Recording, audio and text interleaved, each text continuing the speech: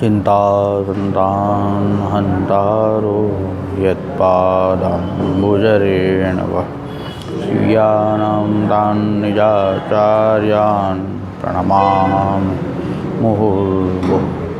तदनुग्रहतो जन्तु सर्वदुःखातिगो भवेत् तमहं सर्वदा वन्दे श्रीमद्वल्लभनन्दनम्। अज्ञानतिमिरान्धस्य ज्ञानाञ्जनशलाकया चक्षुरुन्मीलितं येन तस्मै श्रीगुरवे नमः। नमामि हृदये शेषे लीलाक्षराब्धिशायिनं लक्ष्मीसहस्रलीलाभिः सेव्यमानं कलान्तं चतुर्विंशतिभिस्तथा षड्भिर्विराजते योऽसौ पंचधाहृदये।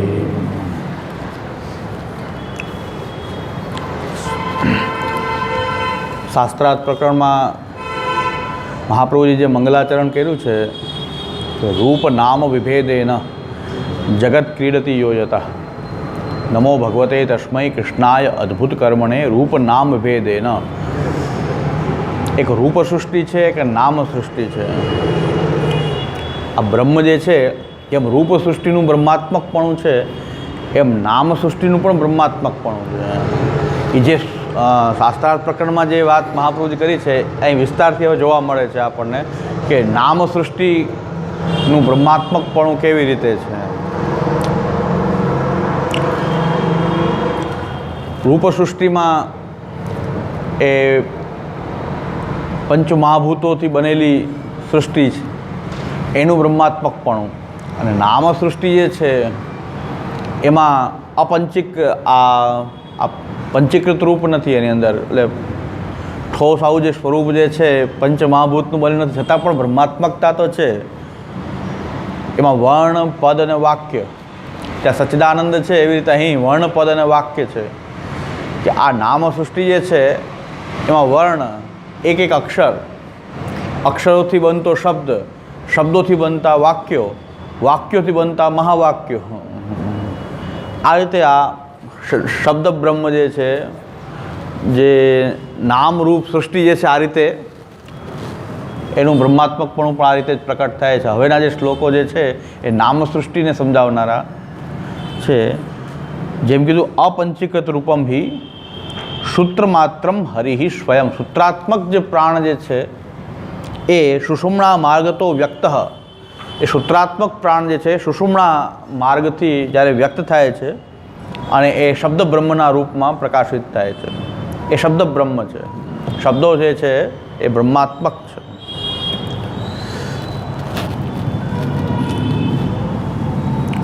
દરેક શબ્દો બ્રહ્માત્મક હોવાથી અર્થ તો બ્રહ્મ જ થશે ને।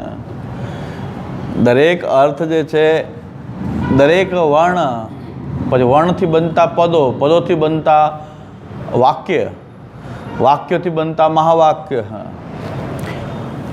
એ બધાનો અર્થ તો બ્રહ્મ થાય છે। તો પછી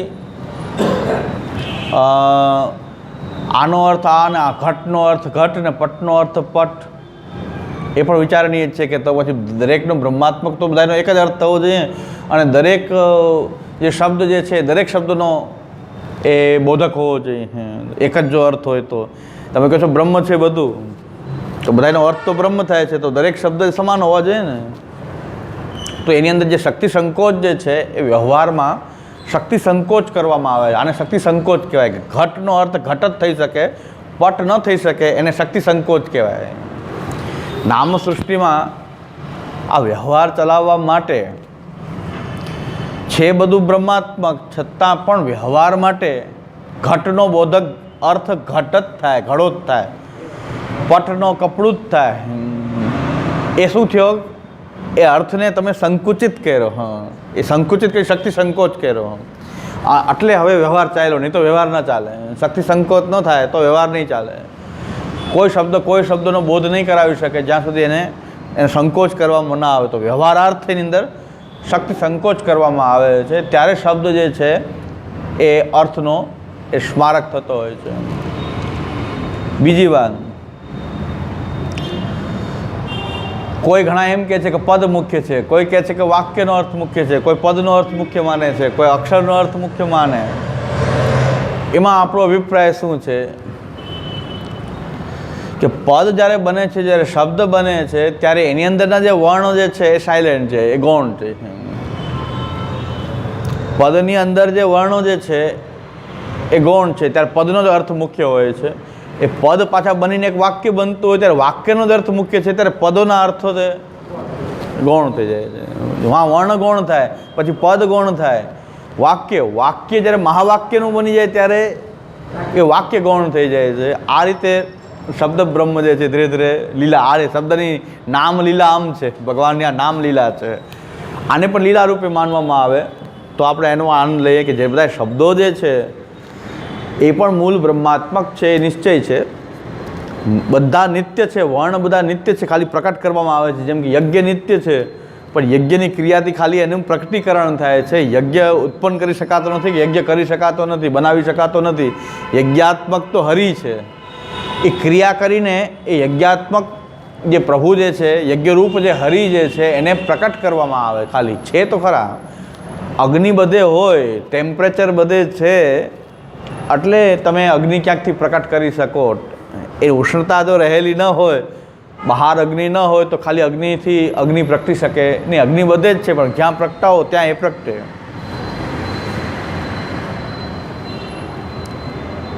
જેમ કે ઇલેક્ટ્રિસિટી આવતી હોય છે, જ્યાં એને બલ્બ વગેરે મૂકવામાં આવે ત્યાં એ પ્રકાશિત કરે. બાકી ઇલેક્ટ્રિસિટી તો આવતી જ હોય, ગમે ત્યાં મૂકી દો, આ ત્યાંથી કંઈ પ્રકાશન નહીં થાય. એમ ખાલી ઇલેક્ટ્રિસિટી તમે પ્રકટ થોડી કરી છે, એ તો તમે એનું પ્રકટીકરણ ખાલી માત્ર થયું છે, વ્યક્ત થયું છે ખાલી. પંખો આપણે એમ કે હવા, પંખાએ પ્રકટ કરી ભૂલ ભરેલી વાત છે. હવા હતી તો પંખો કામ કરે, હવા જ ન હોય તો પંખો કાંઈ હવા આપી શકે નહીં. એમ વર્ણ જે છે બ્રહ્માત્મક છે, નિરંતર છે, સર્વત્ર છે. ઉચ્ચારણ કરીને એના અર્થને ખાલી માત્ર પ્રકટીકરણ એનું થાય છે. વ્યવહારાર્થ એનો અર્થ બધો શક્તિ સંકોચથી વ્યવહારાર્થ અર્થ છે, બાકી તો બ્રહ્મ જ છે. જેમ કે જેટલા ભગવાને રૂપ સૃષ્ટિમાં જેટલા રૂપ લીધા છે ભગવાન, એ બધા છે તો બ્રહ્મ જ. પણ વ્યવહારમાં શું કહેવામાં આવે? ઘડો પણ બ્રહ્મ છે, ટેબલ એ બ્રહ્મ છે, આપણે બ્રહ્મ જ છીએ. પણ વ્યવહારાર્થ કંઈ શક્તિ સંકોચ કરવો એમાંય કરવામાં આવે છે. વ્યવહારાર્થ આપણે એમ કહીએ છીએ આ ઘડો છે, બ્રહ્મ છે એમ નથી કહેતા. વ્યવહાર એને ઘડાથી ચલાવીએ છીએ, વ્યવહારાર્થ એને ઘડો માનવામાં આવે. ઘડો પણ હકીકતમાં તો બ્રહ્મ છે, જગત જ બ્રહ્મ છે, જગત જ બ્રહ્માત્મક છે. સર્વમ ખલુ ઇદમ બ્રહ્મ જ છે. તો દરેક વસ્તુ બ્રહ્મ છે, પણ વ્યવહાર ચલાવવા માટે તો ત્યાં પણ શક્તિ સંકોચ કરવામાં આવે. એમ રૂપ સૃષ્ટિમાં છે, એમ નામ સૃષ્ટિમાં પણ છે કે વ્યવહારાર્થ ત્યાં રૂપ સૃષ્ટિમાં આને ઘડો કહીએ છીએ આપણે, પણ ઘડો પણ બ્રહ્મ તો છે જ, અંતતઃ બ્રહ્માત્મક છે. બીજું નામ સૃષ્ટિ જે છે એની અંદર પણ આ જે કાંઈ આપણે ક, ખ, ગ, ઘ આ બધું જે છે એ મૂળ તો બધા ઘોષ છે. અને એ ક સાઉન્ડ વગેરે એ મૂળ તો અંદર પ્રકટ થયેલું સુષુમ્ના માર્ગથી, એ સૂત્રાત્મક પ્રાણ જે છે એ સુષુમ્ના માર્ગથી જ્યારે વ્યક્ત થાય છે. એટલે 4 લેવલ છે આના પણ, પરા, પશ્યંતી, મધ્યમા અને વૈખરી. 4 લેવલ છે. અત્યારે આપણે જે 12 ક બોલ્યા એ ક તો વૈખરી લેવલનો ક બોલ્યા આપણે. એક પરાવાક છે કે જે અંદર આપણી અંદર પ્રવિષ્ટ થઈ છે. હા, અને એ અંદર અભિવ્યક્ત થઈ રહી છે સૂત્રાત્મક પ્રાણથી, એ આપણી અંદર પ્રાપ્ત છે. એ પરાવાક છે. એ પરાવાક જે છે એમાં બધા જ અર્થો રહેલા છે. પરાવાક એ સર્વરૂપ છે. એ પરાવાક જે છે ત્યાર પછી આવે છે પશ્યંતી. તમારે ઘડો એમ બોલવું છે તો ઘડો તો ઓલરેડી બધા જ એની અંદર છે જ, પરાવાકમાં બધું જ છે. તમારે જ્યારે ઘડો બોલવાનો તમે વિચાર કરો છો ત્યારે તમારે પહેલાં એને જોવો છો, ઘડારૂપથી તમારી અંદર કન્સેપ્ટ આવશે કે એને તમારે બોલવું છે, તો એ પશ્યંતી થયું.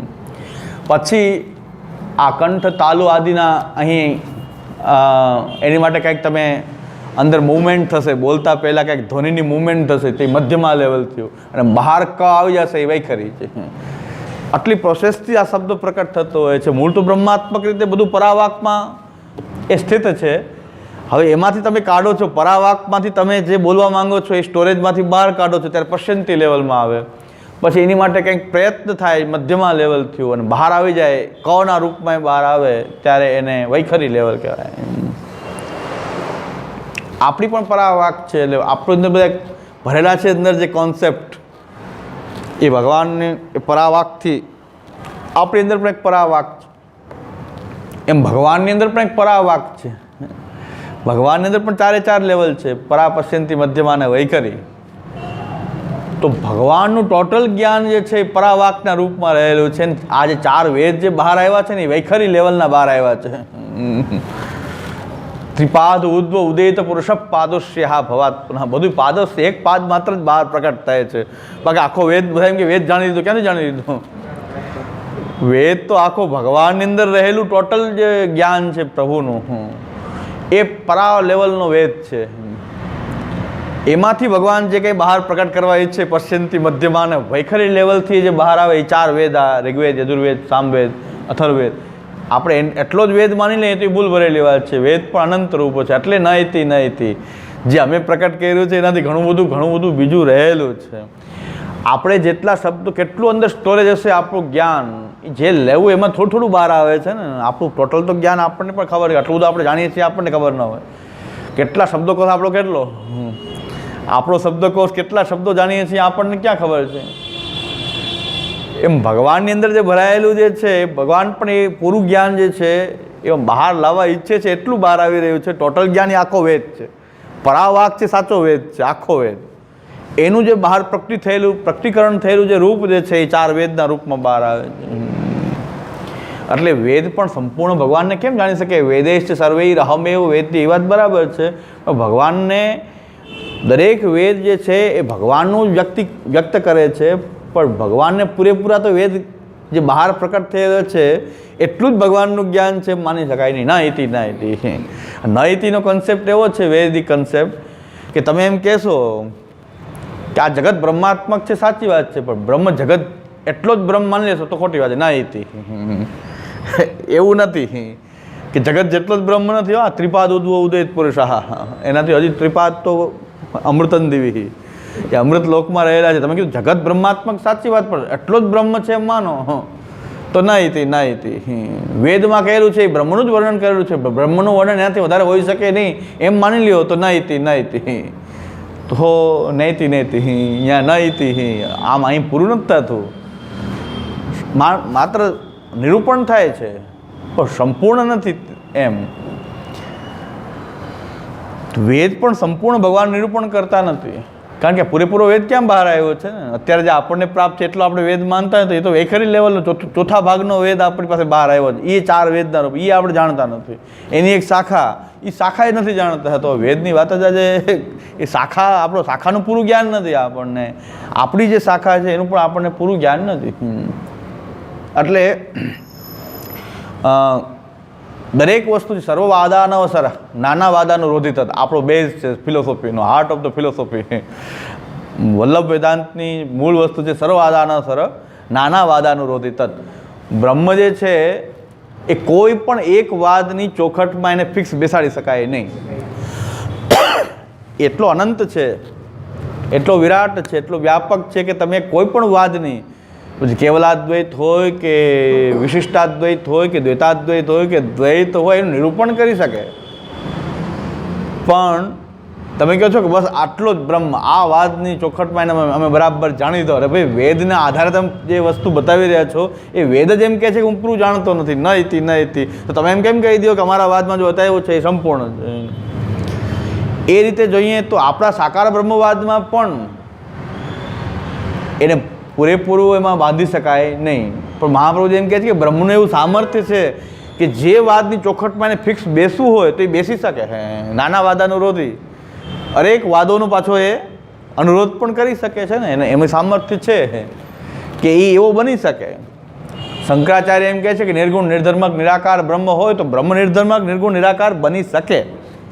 પણ શંકરાચાર્ય એમ કહે છે કે સાકાર ન હોઈ શકે એવું નથી. નયતિ શંકરાચાર્યજીનો વાદ એ ખોટો નહીં. નિર્ધર્મક નિર્ગુણ નિરાકાર બ્રહ્મ, અક્ષર બ્રહ્મ આપણે ત્યાં છે.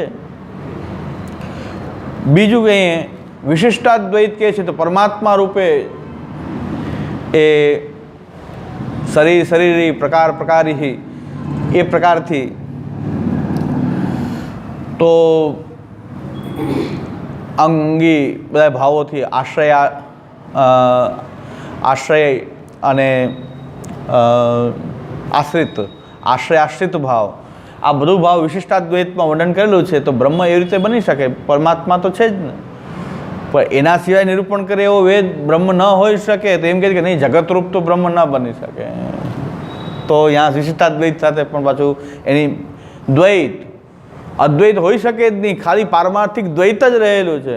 ભાઈ દ્વૈત સાચી વાત છે, ભગવાનના રૂપમાં દ્વૈત પ્રકટ કરે છે, એ કરી શકે. નાના વાદાનું રોધી પણ છે, પણ સર્વવાદ અનાવસર છે. તમે એક વાદની ચોખટમાં એને ફિક્સ બેસાડવા માંગો તો નહીં બેસી શકે, કારણ કે અનંત મૂર્તિ છે બ્રહ્મ જે છે, એને તમે કોઈ પણ વાદની એક ફિક્સ ચોખટમાં એને બેસાડી શકો નહીં.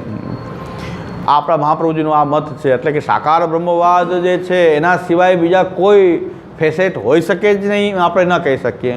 કારણ કે બધાને ક્લબ કરીને જ મહાપ્રભુજી એમ કહે કે આ સાકાર બ્રહ્મવાદ.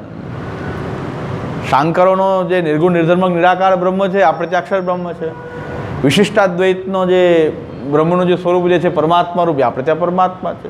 માધુ કહે છે દ્વૈત, આ સૃષ્ટિ અને ભગવાન બેયનું દ્વૈત છે, તો આપણે ત્યાં ભગવાન માનીએ જ છે.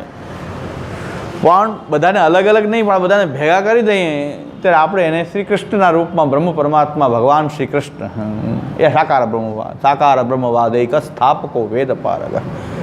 મહાપ્રભુજીની સંપૂર્ણતા એટલે છે, વલ્લભાચાર્યની સંપૂર્ણતા એ છે કે બધું એમાં સમાઈ જાય છે. નિર્ગુણ નિર્ધર્મક બ્રહ્મનો આપણે ઇનકાર નથી કરતા કે બ્રહ્મ નિર્ધર્મક નિર્ગુણ નિરાકાર નથી, એમ ના કહી શકીએ. આપણે પરમાત્મા રૂપનો ઇનકાર નથી કરતા, એના ભગવદ રૂપનો ઇનકાર કરતા નથી, છતાં બધાને ભેગા કરીને જોવાની જે આપણી દ્રષ્ટિ છે એ આપણી સંપૂર્ણ દ્રષ્ટિ છે. સાકાર બ્રહ્મવાદ એક સ્થાપકો વેદ પારગ. આ વેદનું તાત્પર્ય છે એ સાકાર બ્રહ્મવાદમાં મહાપ્રભુજીએ આ બરાબર સ્થાપિત કરેલું છે. એ જ રીતે આ રૂપ સૃષ્ટિની વાતમાં આપણે સમજાય એમ નામ સૃષ્ટિ પણ આવું અનંત છે. નામ સૃષ્ટિ પણ અનંત છે. આપણે વિચાર કરીએ, ખાલી વૈખરી ભાષાઓનો વિચાર કરીએ તો કેટલી ભાષા, કેટલા અર્થો આ કોને બનાવી. કોક એવું એક પરાવાક તો છે, કોઈ એવી એ ભગવાનનું કંઈક નામાત્મક રૂપ. આ અનંતતા એટલી બધી જે છે, આ ભાષાઓ બની કેવી રીતે, બનાવી કોણે? ખાલી વૈખરી ભાષા લેવલની ભાષાઓ આપણે જે વાપરી રહ્યા છીએ, આ બધી વેખરી લેવલની જે ભાષાઓ છે એના અનંત અર્થો. આપણું એમ થઈ જાય કે ત્યાં બ્રહ્મ તો આવો અનંત છે. આ અનંતતા માલુમ કરી હોય તો આપણે વેખરી લેવલથી જોઈએ તો પણ અનંતતા આપણે ખબર પડે કેટલી ભાષા, કેટલી દુનિયામાં ભાષા હશે, કેટલી ભાષા અત્યારે લુપ્ત થઈ ગઈ છે, કેટલીક ભાષાઓ આનો કેમ વિસ્તાર થયો છે. કંઈક બ્રહ્માત્મક રૂપ જ છે, આવિર્ભાવ તિરુભાવની જેમ જ કે આ નામ સૃષ્ટિ પણ આ રીતે અનંત છે, એટલે બ્રહ્માત્મક છે. બ્રહ્માત્મક માનીને એટલે બધાને જવાબ મળી જાય છે. આ કેમ આવ્યું, ખૂબ વિચાર કરો, ભાષા કેમ બની હશે, શું બની હશે, પણ બ્રહ્માત્મક માની લઈએ કે એ બ્રહ્મનું જ એક આ સૂત્રાત્મા જે છે એ સુષુમ્ના માર્ગથી આ રીતે એના વ્યક્ત થઈને અનંત રૂપને ધારણ કરી લે છે. અનંતતા એની આ રીતે પ્રકટ થઈ જાય છે. એટલે દરેક ભાષા કેટલી પ્રકારની ભાષાઓ છે, અનંત ભાષાઓ, અનંત અર્થ એના થાય છે. 12 ગાવે બોલી બદલાય એમ કહે છે ને. ગુજરાતી કેટલી પ્રકારની ગુજરાતી, 12 ગાવે બોલી બદલાય. હવે 12 ગાવ થાય એટલે બોલી બદલાઈ જાય. તો ગુજરાતી કાઠિયાવાડી લેંગ્વેજ આપણી સૌરાષ્ટ્રની પણ કેટલી પ્રકારની છે. તો અમરેલી જિલ્લાની કાઠિયાવાડી અલગ છે, હાલારી લેંગ્વેજ અલગ છે, ઝાલાવાડી અલગ છે, ગોહિલવાડી અલગ છે. દરેકની પોતાની એક ભાષાઓ, અનંત રૂપ છે આના. એટલે મૂળતા બ્રહ્મનું રૂપ છે, એને માણવું જોઈએ. અનંતતા છે બધી સૃષ્ટિની છે, બ્રહ્માત્મક. એ આપણું નામ સૃષ્ટિનો આપણો આ વિષય છે. અત્યારે આપણે આ નામ સૃષ્ટિના શ્લોકો જોઈએ. બધી રીતે બ્રહ્મની સંપૂર્ણતા શ્રી મહાપ્રભુજીએ વ્યક્ત કરી છે કે આ બધી રીતે એને માણો, મિથ્યા કે એનાથી ભાગો નહીં. શંકરાચાર્ય કે મિથ્યા છે, આ બધી નામ સૃષ્ટિ શંકરાચાર્યજી માટે તો મિથ્યા છે, એની માટે બધું મિથ્યા છે. એનાથી દૂર શું કામ ભાગો, એનો આનંદ કેમ નહીં લેવો? આ બ્રહ્માત્મક રૂપ એનું પ્રકટ થયું છે, આનંદ લેવો. શંકરાચાર્યજીનું જે છે એમાંથી ચિત્તને હટાવવું મિથ્યા છે. આ બધું મિથ્યા, વ્યવહાર માત્ર મિથ્યા. વેદને પણ મિથ્યા કહે છે, ભગવાનની પરાવાક છે એમ નથી કહેતા. શંકરાચાર્ય કહે કે વેદ પણ હકીકતમાં તો મિથ્યા જ છે ને.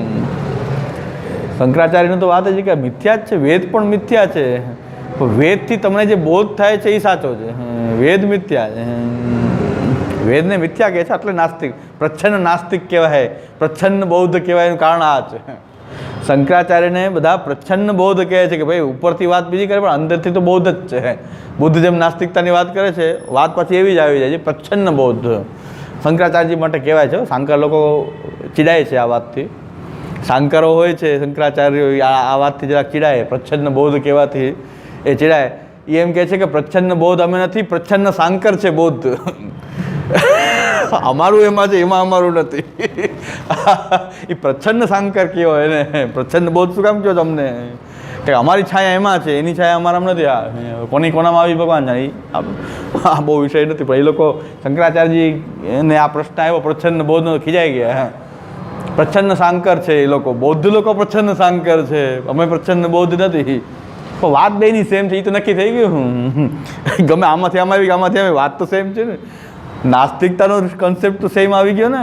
વાત તો બેમાંથી કેમાંથી ગઈ આપણે નથી કહેતા, આમાંથી એમાં ગઈ કે એમાંથી આમાં આવી, પણ વાત તો સેમ કરી રહ્યા છે ને. મિથ્યા કહે છે, શૂન્ય કહી રહ્યા છે.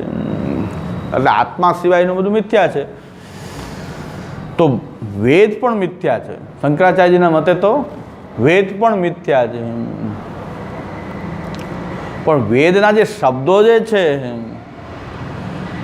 એ સૃષ્ટિકાલમાં ઈશ્વર વેદને પ્રકટ કરે છે. એટલે ઈશ્વર પણ પાછું માયાની પ્રોડક્ટ છે અને ઈશ્વર પાછા વેદને પ્રકટ કરે છે. હા, એટલે વેદ પણ અપૌરુષેય નથી. શાંકરોના મતમાં અપૌરુષેય નથી, આપણે ત્યાં અપૌરુષેય છે. એ અપૌરુષેય ન કહી શકાય વેદને, કારણ કે એ ઈશ્વર દ્વારા પ્રકટ થાય છે. જેમ સૃષ્ટિ પ્રકટ થાય છે એમ વેદ પ્રકટ થાય છે દર વખતે, અને પછી લય થાય છે એનો. એટલે શંકરાચાર્યજીના મતમાં આ મોટી વાત રહેલી છે કે ભાઈ ગુરુ જે છે એ ઉપદેશ કરે ત્યારે જીવને એ પોતાનું બ્રહ્મ જ્ઞાન થાય, પણ ગુરુ જે ઉપદેશ કરે છે એ મિથ્યા છે. ગુરુ એ મિથ્યા છે. બોધ સત્ય છે, બાકી આ બધું મિથ્યા છે. આની ઉપર બહુ ઘણા બધા શ્લોકો છે કે ભાઈ આ છે શું બધે કે આપણે ખરેખર કન્વિન્સ કરાવી દે છે કે ભાઈ અમે એ જ તો કહીએ છીએ ગુરુ પણ મિથ્યા જ છે. ગુરુ કંઈ મિથ્યા, કારણ કે બ્રહ્મ સિવાય જે કંઈ પણ તમે દ્રશ્ય જોઈ રહ્યા છો, ગુરુને જોઈ રહ્યા છો ને, એ મિથ્યા પણ. અજ્ઞાન છે એટલે ગુરુ દેખાય છે.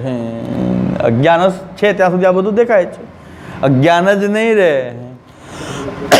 તો પછી બીજું કે અજ્ઞાન નહીં રહે તો પછી ગુરુ શિષ્યનો ભેદ જ નથી કે એવું છે જ નહીં. બ્રહ્મમાં તો એવું કંઈ આવતું જ નથી. હા, મૂળ તો અજ્ઞાન જ છે. અજ્ઞાનને કારણે ગુરુ દેખાય છે, અજ્ઞાનને કારણે વેદ છે, બધું અજ્ઞાનના કારણે છે. બાકી કહેતો તો નિર્ગુણ નિર્ધર્મક નિરાકાર સ્વયં પ્રકાશરૂપ બ્રહ્મ આપણે પોતે જ છીએ. તને એવું લાગે છે ને ગુરુ અને શિષ્ય તું જુદા છો, બસ એ તો અજ્ઞાન છે ને. એ આપણે જે કાંઈ એને પ્રશ્ન કરશો એમ કે એ અજ્ઞાન, તમે તમારું અજ્ઞાન બોલી રહ્યું છે, શું કરીએ? તમને બ્રહ્મ જ્ઞાન નથી. આપણે જ્યારે જ્યારે કાંઈ પણ શાંકરોને ક્વેશ્ચન કરો તમે અજ્ઞાની ખપી જાઓ. તમે બોલી રહ્યા છો, તમે શંકા થઈ રહી છે, અજ્ઞાન છે. અમે કહીએ જ છીએ અજ્ઞાન હશે ત્યારે આવું જ થશે. અરે જે કાંઈ તમે ક્વેશ્ચન કરો એ અજ્ઞાનમાં ખપી જાય. આ એની જોરદાર વાત છે કે તમે કાંઈ પણ કહેશો હા પાડશે, હા બરાબર છે. તમે કહો છો એવું તમને લાગે છે ને, બધે અજ્ઞાન. અજ્ઞાનને કારણે લાગે છે ને, જ્ઞાની નહીં લાગે, તમને લાગે, જ્ઞાની નહીં લાગે. એટલે મહાપ્રભુજીએ શાંકરોને જો માયાવાદનું ખંડન કરવું બહુ કઠિન છે, કારણ કે જે કાંઈ ક્વેશ્ચન એની સામે આવે અજ્ઞાનીમાં ખપી જાય. આપણે જે કોઈ ક્વેશ્ચન કરશે તો અજ્ઞાની ખપી જશે ને. આવું તમે કહો છો એનો મતલબ કે એ અજ્ઞાન છે. અમે એ જ તો કહીએ છીએ કે અજ્ઞાનમાં એવું લાગે છે. અજ્ઞાનમાં એવું જ લાગે છે કે ગુરુ અલગ છે, શિષ્ય અલગ છે, પણ હકીકતમાં ગુરુ શિષ્ય ક્યાંય જુદા છે નહીં. આ ગુરુ શિષ્ય પણ જુદું છે. એ અજ્ઞાનનું કારણ, અજ્ઞાનને કારણે થઈ રહ્યું છે. અજ્ઞાન દૂર થશે તો બધું દૂર થઈ જશે. હા,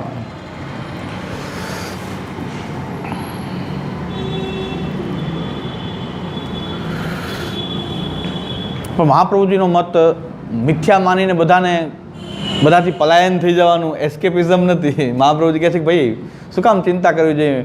જગત પણ બ્રહ્મનું રૂપ છે, નામ અને રૂપ બે એના જ છે, અને એ જ પીડા કરી રહ્યો છે. એને માણો ને, શું કામ એનાથી દૂર ભાગો? કેમ દુઃખ કે એનાથી દૂર કેમ ભાગો? મૂળ તો દુઃખથી છટકવા માટે આ બધી પદ્ધતિ છે. મિથ્યા માનો તો દુઃખ ન થાય. કાંઈ સાંસારિક દુઃખ કાંઈ પણ હોય તો મિથ્યા માનો તો દુઃખ તમને જલ્દી ન લાગે, કારણ કે આ મિથ્યા છે એટલે દુઃખ ન લાગે ને. પણ મહાપ્રભુનું દૃષ્ટિકોણ એમ છે કે દુઃખથી દૂર ભાગી જાવ, મિથ્યા કંઈ દૂર ભાગી જાવ, છટકી જાવ, એની બદલે દુઃખને પણ ભગવદ લીલા માની શકાય છે. આ બધી કોઈ ભગવદ લીલા થઈ રહી છે એવું માનીને એનો પણ એમાં પણ બ્રહ્માત્મકતા ખોજી શકાય છે, અનુભવ કરી શકાય છે. એ દુઃખ સુખ પણ એક ભગવાનની લીલા છે. તથૈવ તસ્ય લીલેતી મત્વા ચિંતામ વ્રતમ તજેત. આ ભગવાનની કોઈ લીલા છે એમ માનીને તમે એનો આનંદ લઈ શકો છો.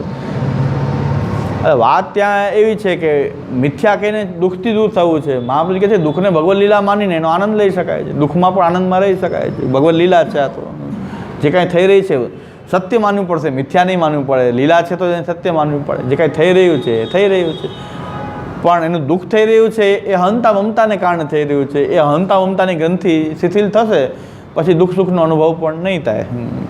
પણ જે કાંઈ થઈ રહ્યું છે એ ભગવત લીલા છે એમ માની લેવાથી ધીરે ધીરે આપણે પણ એ માર્ગમાં આગળ વધી શકીએ. એટલે મહાપ્રભુજીનો મત આવો છે, શંકરાચાર્યજીનો મિથ્યા માનવાનો મત છે. અને મહાપ્રભુજીનો મત જે છે બધું જ ભગવત લીલા રૂપ માનીને, એટલે વર્ણો અક્ષરો શંકરાચાર્યજી વેદની મિથ્યા કહી દેતા હોય પછી આ વર્ણ અક્ષરોની વાત પર ત્યાં મિથ્યા વાત છે. વ્યવહાર માત્ર સત્ય થઈ ગયું. આપણે ત્યાં તો મહાપ્રભુ કહે છે આ તો જે શબ્દ બ્રહ્મ છે, આ શબ્દ બ્રહ્મ રૂપ છે. ત્યાં રૂપ સૃષ્ટિ છે, આ નામ સૃષ્ટિ છે. બે રૂપે બ્રહ્મ જ વિલાસ કરી રહ્યો છે. એ જ સર્વરૂપ એ છે. સર્વમ ખલુ ઇદમ બ્રહ્મ થઈ ગયું. જેટલા આ અક્ષરો વર્ણ પદ વાક્ય એ પણ બ્રહ્માત્મક. જેટલી કાંઈ સૃષ્ટિ પ્રકટ થઈ એ પણ બ્રહ્માત્મક છે. તો બધું જ બ્રહ્મ છે. સર્વમ ખલુ ઇદમ બ્રહ્મ થઈ ગયું. આ મહાપ્રભુજીનું બ્રહ્મ જ્ઞાન છે, બ્રહ્મ વિદ્યાનો ઉપદેશ છે આ. અને તે ભગવત સેવને યોગ્ય એ મહાપ્રભુ કહે છે. આ બ્રહ્મવાદનું જેને જ્ઞાન હોય એ ભગવત સેવા કરવાના અધિકારી છે. બાકી ભગવત સેવા કરશે તો કાંઈ બીજું ઉત્પાદ કરશે. તે ભગવત સેવને યોગ્ય નાન્યા હા શુદ્ધાશ્ચ સુખિનશ્ચ એવ બ્રહ્મ વિદ્યા વિશારદા તે ભગવત સેવને યોગ્ય. આ બ્રહ્મ વિદ્યાને જાણીને પછી ભગવત સેવા કરવાના તમે અધિકારી થાઓ છો. ત્યાં સુધી તમે ભગવત સેવાના અધિકારી નથી. કારણ એટલે આપણે એમ કીધું છે કે સાક્ષાત ભગવાન છે પછી આચાર્યની શું જરૂર છે? ડાયરેક્ટ ભગવાન સાથે કોન્ટેક્ટ કરીએ તો આચાર્યની શું જરૂર છે? ભાઈ આચાર્ય ભગવાન સામે છે પણ એનું ભગવદ રૂપતાને તમે માણી જ નહીં શકો આચાર્ય નહીં બતાવે તો. એટલે શહેરાજી શિક્ષાપત્રમાં વારંવાર કહે છે કે શ્રી મહાપ્રભુજીના ચરણારવિંદનો આશ્રય એ સર્વસિદ્ધ કરનારો છે. એ કેવી રીતે કે મહાપ્રભુજીની વાણીમાં તમને વિશ્વાસ છે તો દરેક જગ્યાએ તમને બ્રહ્મનું દર્શન થશે. નહીં તો તમને બધું આ દુનિયાની ખટપટ લાગશે, મિથ્યા લાગશે. પણ મહાપ્રભુજીની દ્રષ્ટિએ ચરણારવિંદનો તમને આશ્રય હશે મહાપ્રભુજીને તો તમે આ ભગવત લીલા રૂપે આને જોઈ શકશો.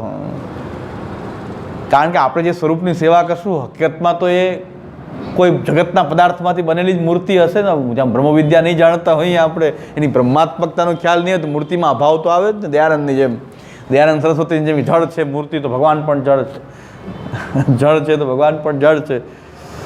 આવું થઈ જશે જો આચાર્યનો આશ્રય ન હોય. એટલે દઢાઈને ચરણને કેરો વરસો બધી આ દૃષ્ટિથી કહેવાયેલું છે કે આચાર્યનો વિશ્વાસ હશે એમની વાણીથી તમને આ બધું જ ભગવદ લીલા, બ્રહ્માત્મકતા, એની પરમાત્મ રૂપતા, એની ભગવદ રૂપતા એ તમને સમજાશે તો તમે ખરેખર એ પ્રભુ પ્રગટ્યા હોય તો આપણે આનંદ ન લઈ શકીએ. મિથ્યા માનીએ તો પ્રભુ સાક્ષાત પ્રકટ થઈ જાય સામે, દ્રશ્યતા સર્વ મિથ્યા.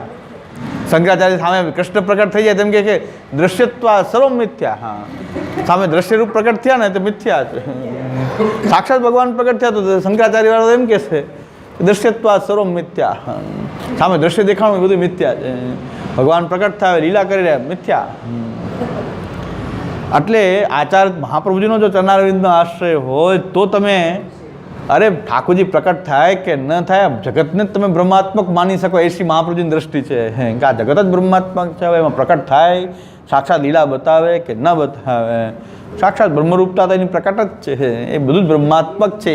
એ આ બધું મહાપ્રભુજી આ શાસ્ત્રા સર્વનિર્ણયથી આપણને જે બોધ થઈ રહ્યો છે એ ખરેખર મહાપ્રભુજીનો આશ્રય. એટલે આ ખાલી દ્રઢાઈને બોલવાથી નહીં, મહાપ્રભુજીનો આશ્રયથી આપણને સમજાઈ જાય છે કે બ્રહ્મ સર્વત્ર વ્યાપક છે. સર્વત્ર વ્યાપક છે તો પછી હવે એને મૂર્તિ આપણે પથ્થરમાંથી બનેલી હોય કે પિત્તળમાંથી બનેલી હોય કે ચિત્રની હોય, એ સર્વવ્યાપક જો બનેલો છે તો આ જ હોવો જોઈએ ને. એની બહાર ક્યાં જાય છે? બ્રહ્મની બહાર તો જતો નથી. પરમાત્મા રૂપે જોઈએ તો સર્વની અંદર બિરાજે છે. જળ ચેતન પદાર્થમાં બધે બિરાજે છે તો મૂર્તિની અંદર એક જળ પદાર્થ છે એમાં કેમ એ બિરાજતો ન હોય?